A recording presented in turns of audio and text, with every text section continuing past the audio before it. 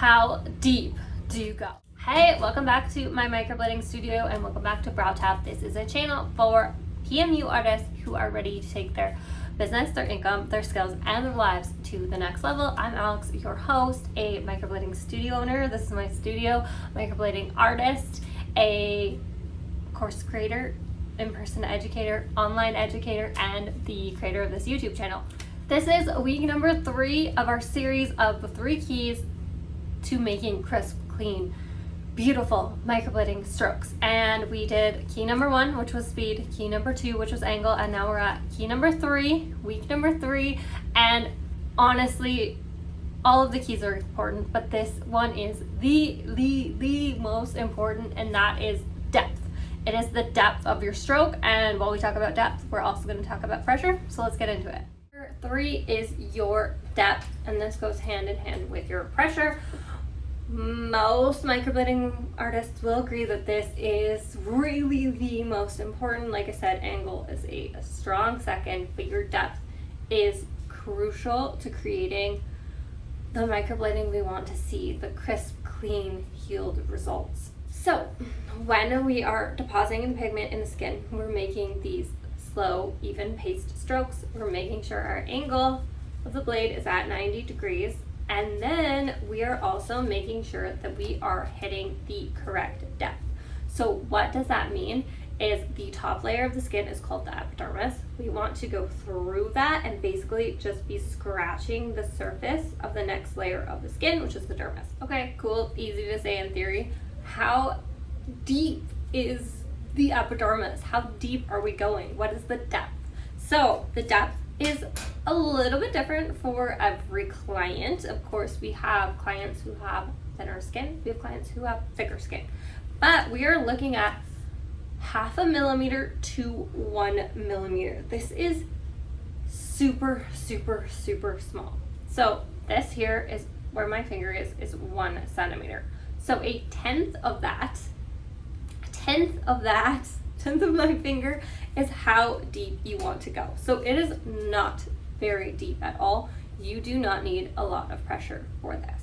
And this depth, the just scratching of the dermis, is the reason why microblading, why permanent makeup is, I love how it's called permanent makeup and then we say it's semi-permanent, but the wording in this industry can be very confusing for all of us, for new artists and for clients, but that's for another day.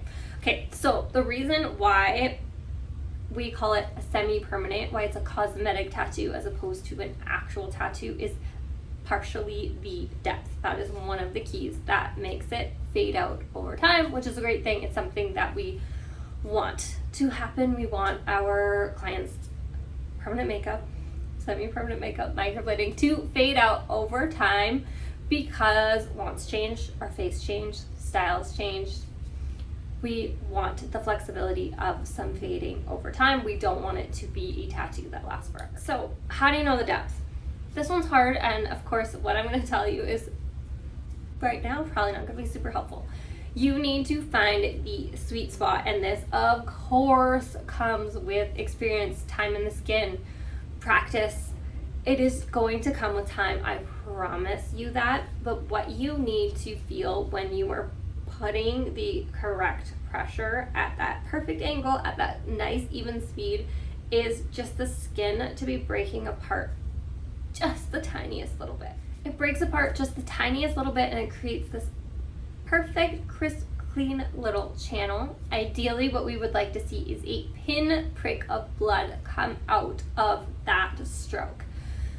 That being said, blood is not always the best indicator, because on your second pass, on your third pass, after you have used some secondary numbing, this is going to restrict the blood flow and you're not going to see that same pinprick of blood. So this is only a good indicator for the first pass, but also not the best indicator, because we do have some clients who just have thinner blood or who are on blood thinning medications that they can't stop taking, certain aspects that are going to thin their blood, or the fact that they didn't follow aftercare at all, and you're going to see a lot more bleeding than you would like to, and then blood is not an indicating factor whatsoever. So it was really that breaking of the skin. That pinprick is really nice, but it is really controlling your pressure and time and experience. If you are unsure about your depth, about your pressure, less is more. I feel like that should be the slogan for microblading. Less is more. We can always add more. It is so much harder to take away. So when I first started out, once I was actually my models and my first sets of clients, when they were coming back for their enhancement session, I was seeing very, very minimal retention. And to be honest, this was a good thing. This was an experience, a learning situation. It was because I was not going deep enough. And I feel like this is a good fail-safe to not be going deep enough to start with, as opposed to going too deep. So I was not going deep enough, so the pigment was not staying, it wasn't healing in the skin. So I learned when they came back for these enhancement sessions with really little retention that I did need to apply a little more pressure. I needed to go a little bit deeper, and at that point I was a little bit more confident. And then over time, I could see that my depth was hitting the correct level, and I was getting these clients coming back for their enhancement sessions with these beautiful healed results. So rely on that if you are unsure. Less is always more. You can always add more, and the way that you can do this is after your first pass, you can actually go back into the stroke with more pigment in an even lighter pressure, even less depth, almost just adding the tiniest little bit of pigment to that stroke. Or when they come back for their enhancement session, they come back for their touch-up, you can add more then. Trust me, it's much, much harder to take away than it is to add. I do want to add this little bit of this less is more section is this one photo here. I learned how to do saline removal and needed a model for my saline removal practice for the course. And so I put it out to social media, and I had this lady reach out to me, and these were her brows. So when she sent me photos originally, I was like, yeah, sent it to my educator. She was like, yeah, it looks like pigment that we can take out. It had like turned purplish. When she actually came in, these were deep, deep scars in her skin. This was from an artist going way, way, way too deep, and unfortunately actually creating scars in her eyebrows. And this is not something that can be corrected with saline removal, because we're not removing any ink. It wasn't actually pigment, it wasn't ink in her skin that we needed to take out to be able to give her fresh eyebrows. She had deep purple and white scarring in there. So yes, we can make mistakes, but it's better to make mistakes on the lesser side than to go too deep and not be able to come back from it. So not to scare you, but less is more. So we know the depth, but how do we know the pressure? So we need to make sure, and this is so important too, that the pressure is coming from our fingertips. All movement in microblading is coming from our fingertips. It's never coming from our wrists. We're not making motions like this. It's not coming from our elbows. It is always coming from our fingertips. If it's coming from our fingertips, most likely you'll be able to create a light-handed stroke that is not going too deep.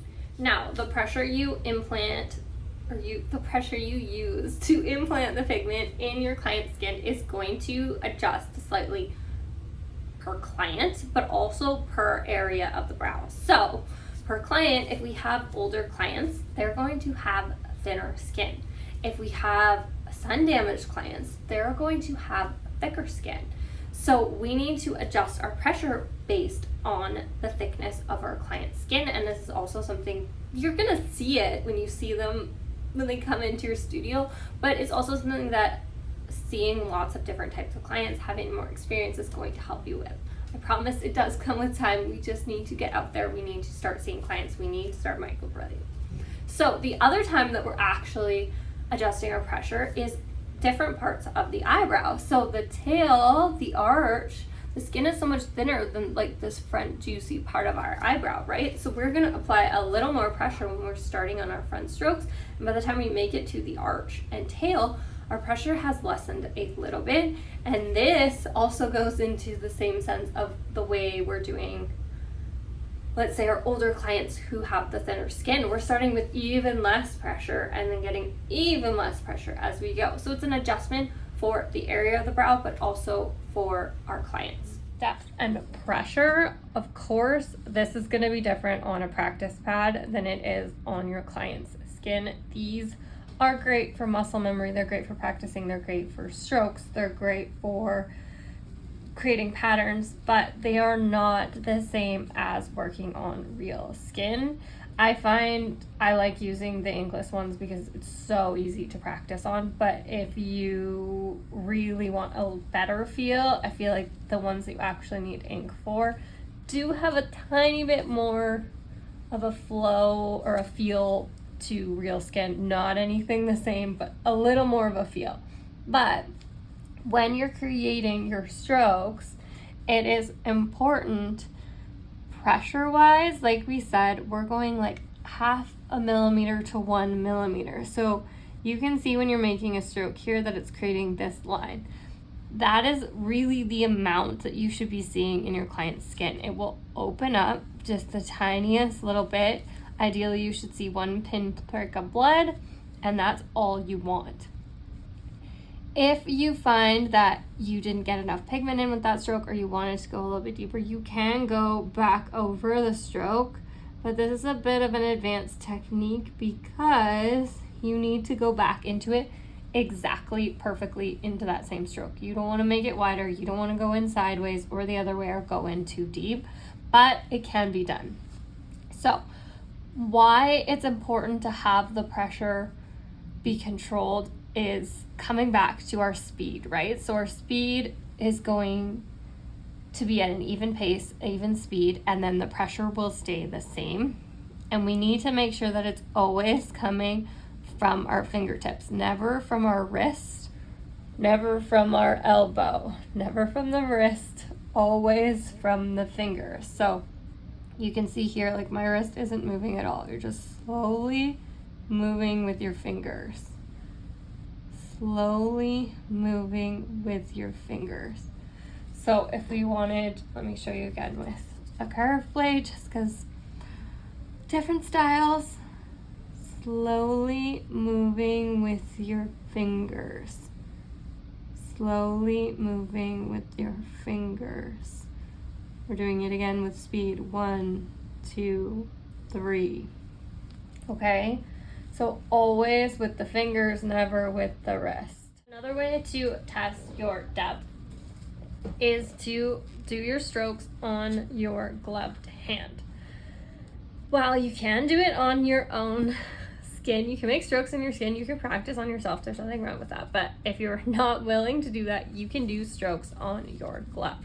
So ideally, like you can do it flat, but like you see, like you're getting tendons sticking out. So I like to kind of bring this cushy part up.